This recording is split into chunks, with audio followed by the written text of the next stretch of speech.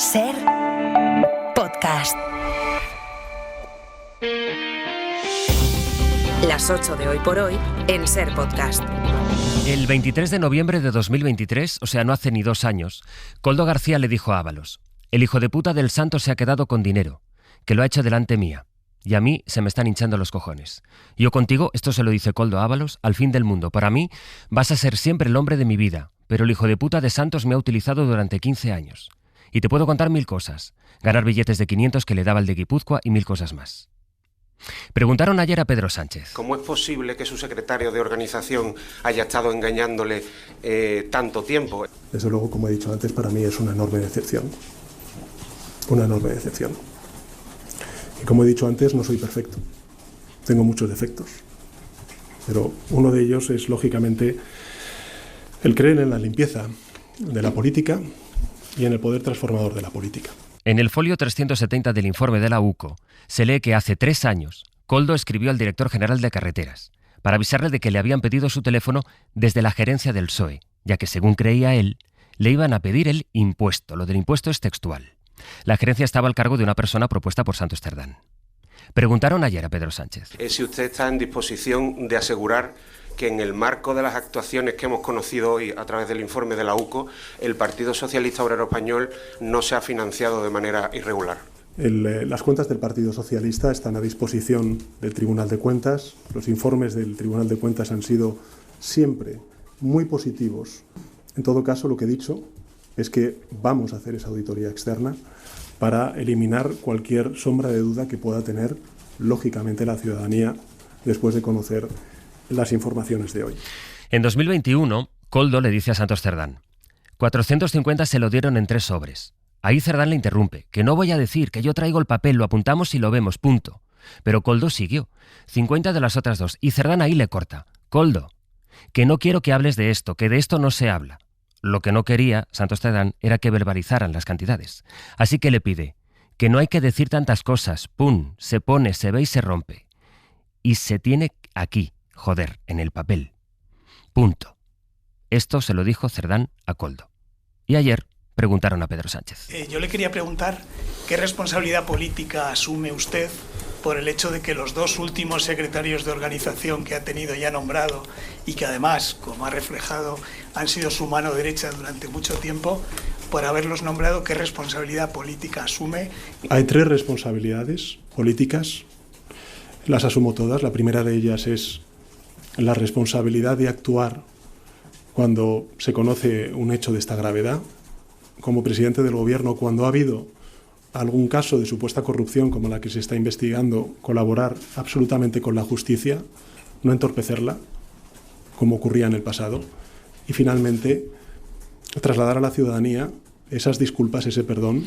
La UCO atribuye a Cerdán la gestión de 620.000 euros. Y el papel de jefe de Koldo. De hecho, le pidió que metiera las 2 papeletas en las primarias del PSOE, le avisó a Koldo de que le iban a imputar, le recomendó que usara una aplicación de teléfono más protegida. Esto es Santos Cerdán, que fue hasta ayer el secretario de organización del Partido Socialista. Ayer dimitió, renunció a su escaño.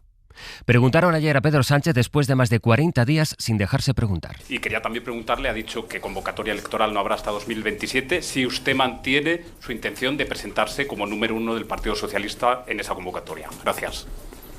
Sobre crisis de gobierno, en absoluto. Esto no está afectando al gobierno de España. Estamos hablando del secretario de organización del Partido Socialista. Y en segundo lugar, mi intención, lógicamente, si así lo quieren los ciudadanos y los militantes, será concurrir a esos comicios cuando tocan, en el año 2027. Preguntaron a Sánchez, aunque no hubo tiempo para todas las preguntas. Por ejemplo, ¿por qué echó a Ábalos? ¿Qué información tenía entonces? Se ha dejado de creer a Santos Cerdán en todo. También cuando decía que no fue él quien mandó a Leire Díez a lanzar una guerra sucia contra la UCO. Si quien llegó al poder tras una moción de censura que cambió al presidente del gobierno cree que ahora basta con una auditoría y la promesa de cambios. Si de verdad piensa, como dijo, que esto no afecta al gobierno y que el gobierno puede aguantar así hasta 2027. Quizás queda por bueno lo que dijo ayer, el CIS, que sostiene que el PSOE ha disparado su ventaja sobre el Partido Popular. Hoy por Hoy Noticias. Ser Podcast. Hola, buenos días. Dentro de una hora va a estar en este estudio el ministro Óscar López, que fue secretario de organización del PSOE y al que le vamos a poder hacer todas estas preguntas después de que Pedro Sánchez compareciera ayer por la tarde en la sede socialista de Ferraz. Lo hago en primer lugar y ante todo para pedir perdón a la ciudadanía. Perdón y naturalmente y especialmente en esta sede, la sede del Partido Socialista Obrero Español, a los militantes y a los simpatizantes del Partido Socialista Obrero Español. Parece claro que Pedro Sánchez trata de que esta crisis se ciña al PSOE, que ese sea su perímetro y que por tanto no afecte al gobierno. Y en esa clave se explica su rueda de prensa de ayer. Guillermo Lerma, buenos días. ¿Qué tal? Buenos días. Una rueda de prensa que Sánchez dio en Ferraz y no en la Moncloa, y en la que dejó claro que las consecuencias de las presuntas irregularidades de Santos Cerdán las tiene que pagar el partido y no el gobierno. Quiso el secretario general delimitar así el perímetro del escándalo para espantar los tres miedos que hay ahora mismo en el PSOE. El primero, que la acumulación de escándalos asiente la idea de una corrupción generalizada que afecta también al Ejecutivo. En la Moncloa insisten en que la única pieza del Consejo de Ministros manchada es Ábalos, y eso ya se sabía antes de destaparse lo que afecta a Santos Cerdán. Lo segundo que preocupa es la estabilidad de la legislatura. El presidente dejó claro que sus planes no cambian y que las elecciones serán en 2027, y el tercer temor es que crezcan las acusaciones o sospechas sobre una posible financiación ilegal. Los socialistas insisten en que no hay nada en el informe de la UCO que apunte a ese extremo. En cualquier caso, para despejar las dudas, Sánchez anunció, además de cambios en la Ejecutiva Federal, la puesta en marcha de esa auditoría externa. Guille, gracias. Hasta luego. Pondré en marcha una auditoría externa sobre las cuentas del Partido Socialista y que de cara al Comité Federal impulsaré una reestructuración de la Comisión Ejecutiva Federal. Miguel Ángel Campos, buenos días. Hola, buenos días, José Luis. Sánchez remite, Miguel Ángel, a esta auditoría cuando le preguntan si ha habido financiación ilegal del PSOE. Así que la pregunta esta mañana es, sobre eso en concreto, ¿qué es lo que dice Campos el sumario? Bueno, pues es una sombra de sospecha que planea a lo largo de las casi 500 páginas del informe, como cuando Santos Cerdán dice son 550.000 y de ahí descontamos. Descontamos una parte para Ábalos y Koldo y el resto para quién. O como cuando el empresario José Ruz habla de las ganaderías para referirse a empresas que eran de la ganadería del PSOE o del PP, y lo malo que sería que algunas se quedaran fuera del baile o supuesto reparto de adjudicaciones. El hecho de que, según Koldo, Santos Cerdán se enfadase porque Ábalos había decidido actuar con empresas al margen del partido. ¿Implica eso que había otras dentro del partido? Junto a estos indicios, el informe José Luis también recoge inferencias de la UCO que parecen un error, como atribuir sospechas de financiación ilegal a una conversación entre Koldo y el director general de Carreteras, en la que el primero le dice al alto cargo que le van a llamar de la gerencia del PSOE para pedirle el impuesto. Todo apunta a que con ese impuesto se refieren al pago que los cargos de la administración realizan periódicamente al partido en una actividad habitual y dentro de la ley que practican muchas formaciones políticas. Hasta el momento no está acreditada esa supuesta financiación ilegal. De hecho, el juez Puente, en sus dos autos emitidos desde que tiene en sus manos este informe, no menciona esa posibilidad ni atribuye esta tipología delictiva. Pero en cualquier caso, esta causa acaba de empezar. Este es solo el primer informe y fuentes de la investigación confirman que van a investigar si existieron esos ingresos en negro en el Partido Socialista. Vamos a detenernos ahora en otras partes del sumario. Isabel Vega, buenos días. ¿Qué tal? Buenos días. La UCO atribuye a Cerdán la gestión, decíamos, de 620.000 euros en comisiones, le da un papel preeminente en la trama. Según va avanzando el sumario y se leen las conversaciones, puede verse el papel que tenía Cerdán organizando las cosas. Y de hecho, llegan a situar a Cerdán, Isabel, como el hombre que estuvo detrás de la destitución de Ábalos. Sí, porque las razones concretas del cese de Ábalos nunca han estado muy claras, ni siquiera para él. Y ahora la UCO tiene una teoría. El informe sostiene que funcionaban dos operativas diferentes. Una, la del dinero en mordidas de obra pública que Santos Cerdán habría estado gestionando para él y su asesor, esos 600 y pico mil euros, y otra, la que se habría dado a espaldas del partido, dice la UCO, por el mismo tipo de amaños, pero con empresas más pequeñas, algunas introducidas por el comisionista Víctor de Aldama. Se incluye un audio de enero de 2021 donde Santos Cerdán pregunta a Koldo si está pidiendo por ahí dinero a empresas porque le llega ruido, dice, de Aragón, de Euskadi y de Navarra. Llama la atención de la UCO que esto sí se lo reproche y no los 450.000 euros en 3 sobres de los que justo acababan de hablar. Concluye así el informe que este es el contexto que originó el cese de Ábalos y su asesor justo 6 meses después. Este sería el origen. Miguel Ángel, Isabel, seguimos luego en el abierto. Gracias, luego. buen día. Porque luego iremos desgranando las conversaciones y el tono de las conversaciones que pueden leerse en el sumario, y vamos a entrar también en las reacciones políticas, en lo que dicen en el PSOE, en el PP y entre los socios que respaldan al gobierno. Pero vamos ahora a situar al menos la gran noticia internacional de la madrugada, que es una noticia de alcance. Como saben, Israel ha atacado Irán esta misma madrugada, ha golpeado el corazón de su programa nuclear, ha matado al jefe de la Guardia Revolucionaria y también a varios científicos relacionados con ese programa.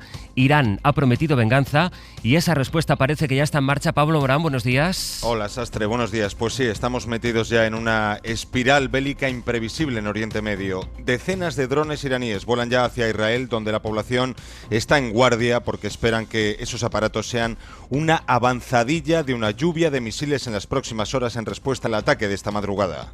This operation will continue for as many days as it takes. Un ataque y una operación que va a durar varios días como sea necesario, decía esta mañana el primer ministro Benjamín Netanyahu en su mensaje por este ataque a Irán, que finalmente se ha confirmado este viernes. Israel, como decías, ha descabezado a la cúpula militar iraní y también a responsables de su programa nuclear, que ayer mismo censuraba el Organismo Internacional de la Energía Atómica. Estados Unidos toma distancias e Irán promete esa respuesta severa que parece estar ya en marcha. Pablo, hasta luego.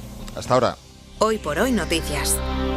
Ser Podcast. No permitamos, pues, que sean ahora las divisiones y los conflictos los que debiliten precisamente aquello que nació para superar. Pedro Sánchez compareció ayer en Ferraz a las 5:30 y a las 7 empezaba en el Palacio Real este acto por los 40 años del ingreso de España en la Comunidad Europea, que trató de celebrarse con normalidad, aunque era obvio cuál era el tema que iba sobrevolando el ambiente. El PP no acudió, Feijóo compareció de hecho un poco antes de que empezara este acto para pedirle a Sánchez que dimita y que de momento decir que aparta la posibilidad de presentar una moción de censura. David Junquera, buenos días. La moción al cajón. Sastre, buenos días. Al menos por ahora, en Génova saben que no dan los números. Entienden que de perderla podrían ser los vencedores morales, pero concluyen que con eso no sirve. Si perdemos una censura ahora, ¿qué más podemos hacer los 2 años que restarían de legislatura? Feijóo lo ha dicho de esta forma. Y comprenderá que yo no voy a darle un balón de oxígeno al señor Sánchez en este momento para que le ratifique como presidente del Gobierno de España.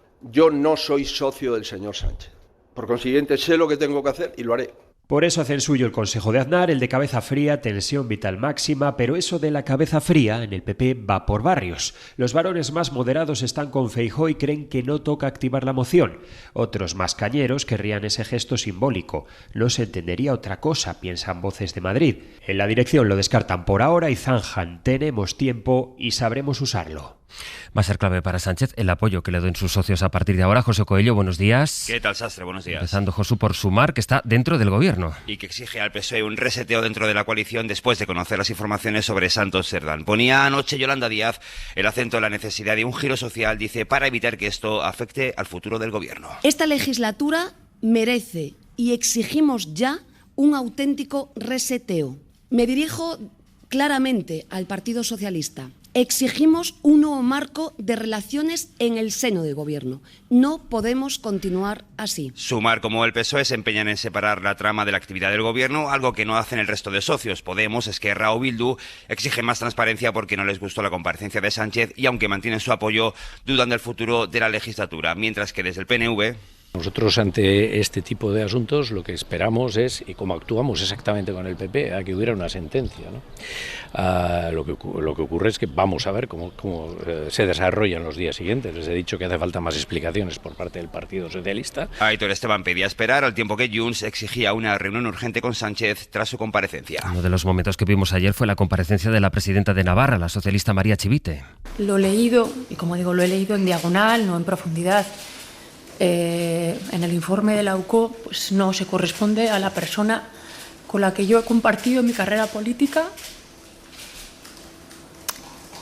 que es mi compañero de partido y mi amigo. Ana Fernández Vila, buenos días. Sastre, buenos días. Dentro del partido, en el PSOE, ¿creen que basta con la auditoría y con los cambios que ayer prometió Sánchez? La opinión mayoritaria es que sí, al menos por ahora. El partido salió ayer a cerrar filas con Sánchez y todo su empeño ahora pasa por contener el golpe, que sí reconocen que es de magnitud incalculable. La cúpula del PSOE, que sigue en shock, se esfuerza ahora por encapsular la presunta corrupción, limitarla al triángulo de Ábalos, Koldo García y Santos Cerdán. Dicen fuentes socialistas que lo que se desprende del informe de la UCO AUCO es que todo afecta al mismo círculo, dicen, y que si acaban con eso rápido y de forma contundente, como creen que están haciendo, el proyecto va a resistir, y miran ya a ese comité federal del 5 de julio anunciado por Sánchez, del que esperan que salga una ejecutiva reforzada con más perfil político, más capaz, dicen, de afrontar la ofensiva que se viene de la derecha. Pero a pesar de este cierre de filas generalizado, sí empiezan a surgir algunas voces dentro del partido que avisan de que no será suficiente, y hay quien sugiere, por ejemplo, una moción de confianza para apuntalar los apoyos de los socios. Ana, Josu, gracias. A vosotros. Adiós.